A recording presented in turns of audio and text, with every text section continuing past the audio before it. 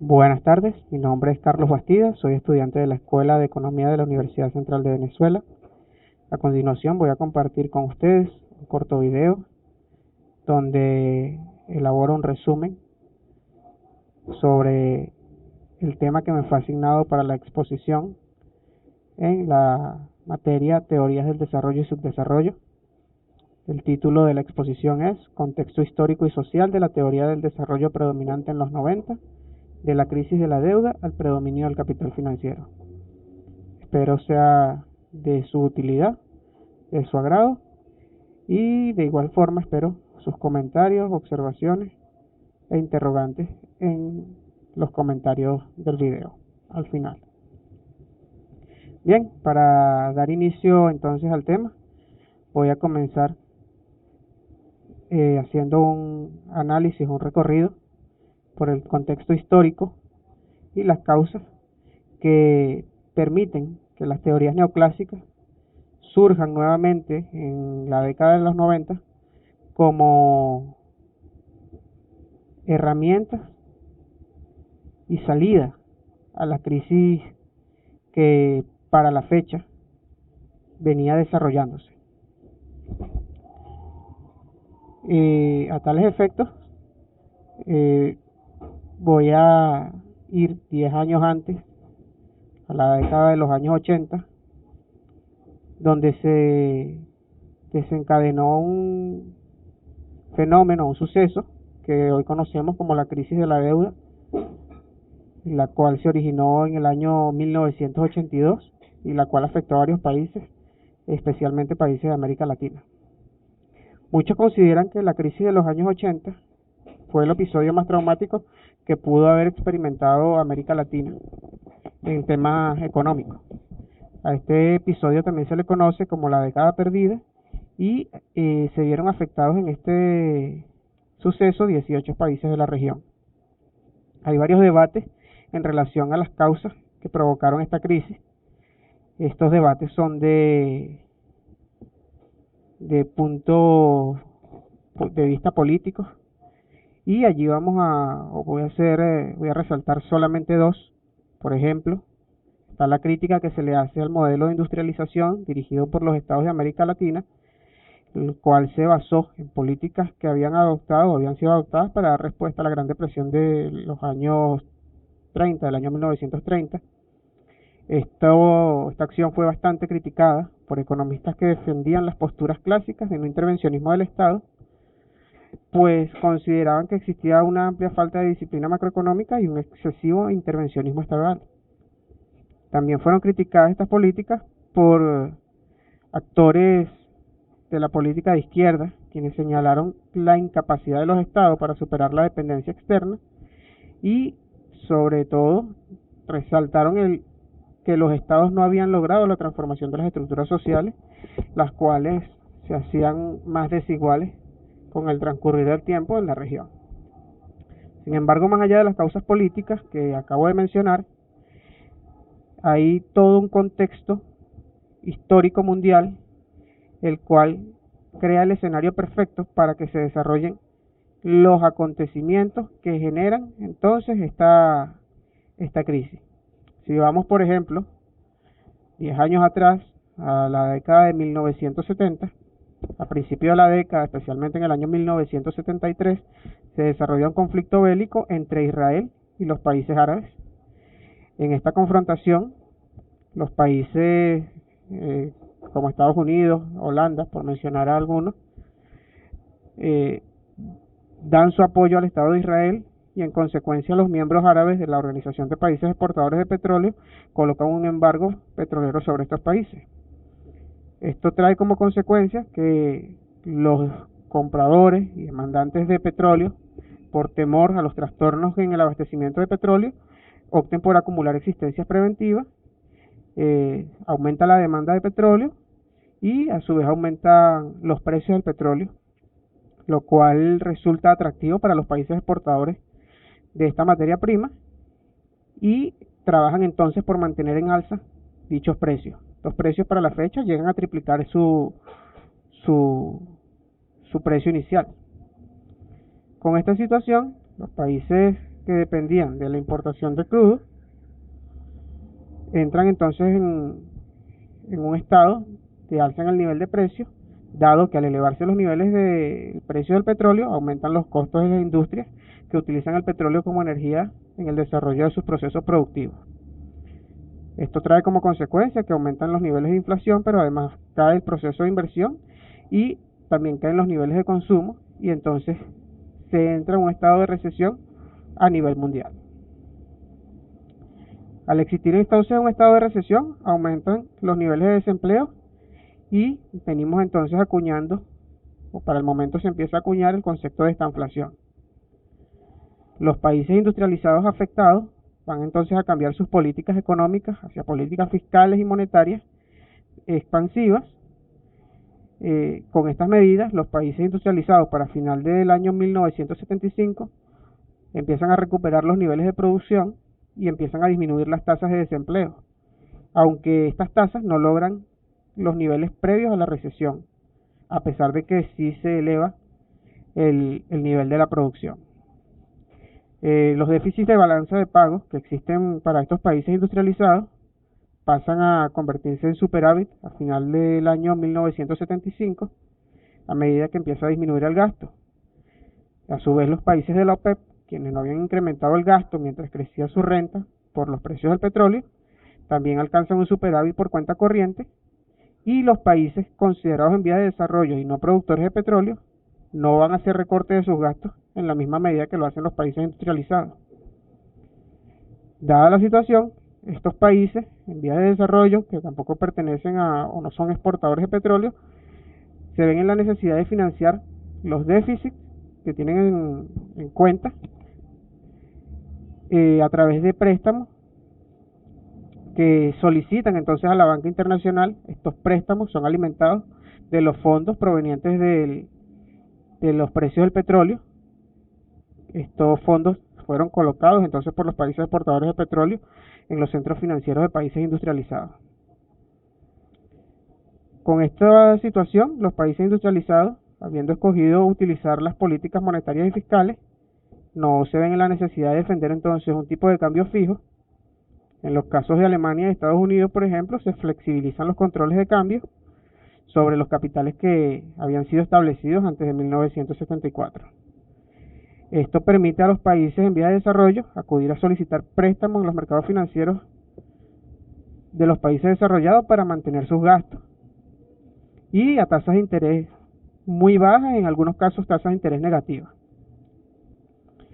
La demanda de países en vías de desarrollo de productos industrializados, a su vez, ayuda a que disminuya la intensidad de la recesión de los años 1974 y 1975. Y, como mencioné anteriormente, los países en vías de desarrollo ven una oportunidad en la banca internacional, dado que los préstamos que se están ofreciendo tienen tasas muy bajas y resulta atractivo participar del endeudamiento. A finales del año 1976, el proceso que detiene la recesión comienza a frenarse, permaneciendo los niveles de desempleo aún elevados. Estados Unidos insta a Alemania y a Japón a unirse y adoptar políticas de expansión a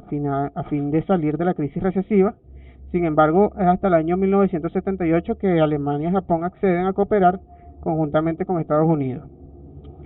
Esta acción unilateral de Estados Unidos antes de la unión de Alemania y Japón se traduce en una devaluación de la moneda norteamericana. La gran expansión que realiza Estados Unidos, al no venir acompañada de una expansión en el extranjero, trae como consecuencia una fuerte depreciación del dólar, y la poca mejoría en la disminución de la tasa de desempleo se ve opacada nuevamente por los crecientes niveles inflacionarios. En esta situación, el presidente Carter, presidente de los Estados Unidos, nombra un nuevo presidente del Consejo Federal, del Consejo de la Reserva Federal, el economista Paul Volcker, quien tiene ya una amplia experiencia para el momento en asuntos financieros internacionales. Con este nombramiento se da origen entonces al endurecimiento de la política monetaria estadounidense. Y el medio que se utiliza para endurecer la política es a través de procedimientos rigurosos que van a buscar controlar el crecimiento de la oferta monetaria. Entre estos procedimientos se puede mencionar el aumento significativo de las tasas de interés, lo cual viene siendo o forjando el inicio de la crisis que se va a desarrollar a partir del año 1982. En conjunto, Estados Unidos y Gran Bretaña, a través de la primera ministra, la señora Margaret Thatcher, pasan entonces a modificar las condiciones de financiamiento de los países que anclaron su política económica en el endeudamiento externo, y de esta manera, entonces en el año 1982, con las declaraciones del gobierno mexicano, en el cual anuncian la incapacidad para responder a compromisos de pagos de la deuda externa, se da inicio a lo que conocemos como la crisis de la deuda. Esta decisión del gobierno mexicano viene acompañada y seguida por otros países de la región y del resto del mundo que habían incurrido en un proceso de sobreendeudamiento en los años previos a la crisis. Algunos de estos países fueron Argentina, Brasil, Chile, por citar a los más afectados de la región. De estas razones se deriva entonces la crisis de la deuda, de la cual se puede decir que durante la década de los años 70 los gobiernos de países no desarrollaron, ajustaron sus economías a una dependencia de deuda externa para financiar el crecimiento. Estamos hablando de que se hizo o se financió el crecimiento con deuda. Los gobiernos, a través del endeudamiento, obtenían los recursos necesarios para ejecutar las políticas de crecimiento de sus economías. Sin embargo, con las políticas adoptadas en 1980 por los países industrializados, especialmente por Estados Unidos, empieza a verse o a reflejarse un problema, dado que no solo los países ven limitada la opción del financiamiento para poder seguir desarrollando el crecimiento, sino que los países o estos países no tienen capacidad o entradas sanas de divisas para responder entonces a los compromisos ya adquiridos, y esto va a traer como consecuencia que la banca internacional, por temor a la no cancelación de la deuda ya adquirida, se vea indispuesta a reestructurar las deudas que ya existen, quedando entonces la región sin fuentes de financiamiento para impulsar el crecimiento de sus economías. Una vez descrito el entorno en el cual se desarrolla la crisis de la deuda de la década de los años 80 y revisando las principales causas que permitieron que esta crisis se desarrollara, ciertas corrientes económicas de corte principalmente neoclásico van a iniciar una serie de estudios, comienzan a generar ciertos materiales y a desarrollar ciertas teorías sobre nuevos temas de desarrollo y las formas o maneras más adecuadas a través de las cuales se puede alcanzar el mismo, y de esta manera conseguir una salida a la crisis que viene suscitándose. En este nuevo proceso, instituciones financieras internacionales, entes como el Fondo Monetario Internacional, el Banco Mundial, la Organización Mundial del Comercio, elaboran y diseñan políticas económicas aplicables a los países o a los llamados países del tercer mundo. Esto como consecuencia del no pago de la deuda externa de los países involucrados en la crisis. Se crea entonces la conocida doctrina del ajuste estructural, mediante la cual se busca reducir el desequilibrio fiscal de países prestatarios y a través de la cual se incentiva a países en vía de desarrollo a orientar sus políticas económicas hacia el mercado, con lo cual el comercio y la producción pasarían a formar parte importante en el desenlace cotidiano de las actividades económicas de estos países, y el gasto público debería mantener tendencias bajas. De igual forma, a través de esta doctrina, se exhorta a los estados a mantener una baja intervención en los asuntos económicos y a dar paso a que las fuerzas de mercado determinen el rumbo o la ruta correcta de la economía, y que de esta manera se logren entonces los niveles de crecimiento y de desarrollo deseados. Sin embargo, detrás de toda esta teoría existe también un contexto histórico y una situación que da fuerza y auge a las mismas. En el momento cuando estas observaciones se están planteando como solución, nos ubicamos a final de la década de los 80, ya a principios de los 90, se desarrolla para esa fecha una situación fundamental en la historia, y esto sucede con el fin de la Guerra Fría entre el bloque de la Unión Soviética y los Estados Unidos de América. Se marca un punto importante dentro de la historia con la caída del muro de Berlín, y con esto se entra en una era de lo que se conoce como el neoliberalismo, donde el crecimiento económico es vuelto a considerar o a considerarse como el motor fundamental del desarrollo. Existen estudios críticos a tales políticas, dado que las mismas poseen una alta contraparte en cuanto a temas sociales. Sin embargo, para la fecha en la que se suscitan los hechos, estas políticas son planteadas como solución a una crisis, y dado el contexto histórico, forman un bloque fuerte, formidable, ante otras ideas de desarrollo y crecimiento que para el momento quedan en el pasado y sucumben ante las nuevas formas planteadas. Para el momento, entonces, las teorías neoclásicas surten efecto, vienen a plantearse como solución la misma situación política internacional, permite y da fuerza a que estas teorías y a esta corriente se empoderen del entorno económico y planteen entonces salidas importantes a todo lo que la crisis pudo dejar, tanto en los países desarrollados como en los países en vías de desarrollo.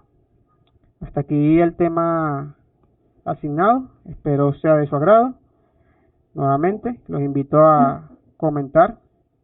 sugerir y a hacer preguntas en los comentarios al final del video. Muchas gracias.